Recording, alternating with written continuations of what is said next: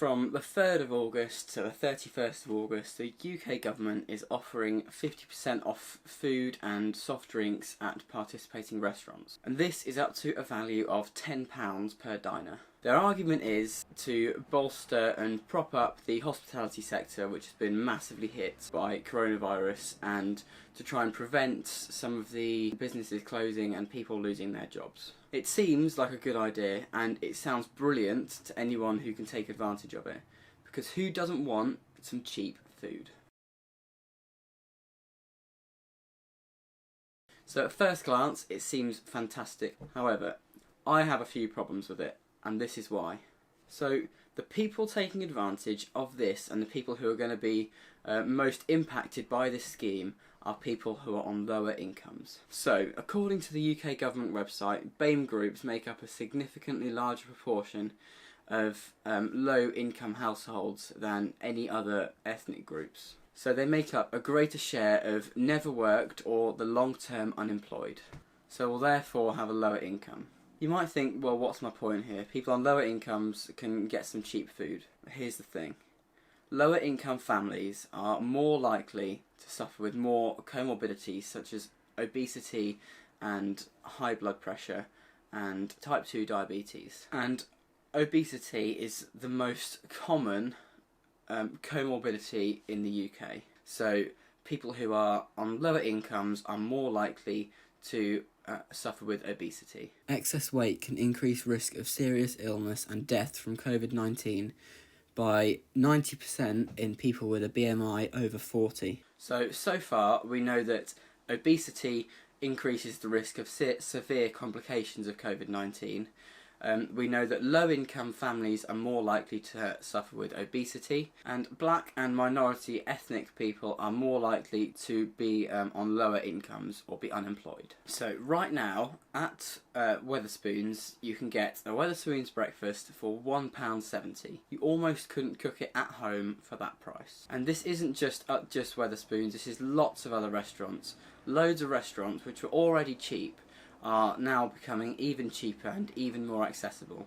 And these cheap restaurants aren't generally serving healthy, nutritious, balanced food. They're serving high calorie, high saturated fat and high salt foods. And now at even cheaper, more accessible prices. In terms of the number of calories per pound spent by the customer, this is probably the best bang for your buck you're going to get. So from this we can deduce that lower income families are more likely to take advantage of this scheme and eat out to help out and be consuming proportionally more unhealthy food from restaurants than people on higher incomes.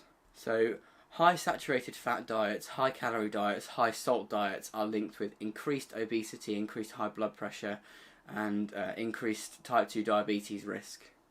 All of these three are comorbidities which have been shown to lead to increased risk of serious complications from COVID-19. So all this eating out at restaurants, because it's cheap, is likely to reduce the quality of diet and lifestyle of people who are on lower incomes, and especially people who are black and ethnic minorities, which could therefore lead to these groups of people being disproportionately affected by severe complications of COVID-19. Now, there are numerous studies showing that the reason that black and ethnic minority people are suffering more from COVID-19 isn't genetic. It is almost entirely a socio-economic factor. There's a fantastic video on this by Medlife Crisis, which I'll link below. So this is a huge injustice, and it makes me feel that the government shouldn't be spending their money like this. On the flip side, a lot more people who work in the hospitality sector, so in these restaurants, in these pubs, will be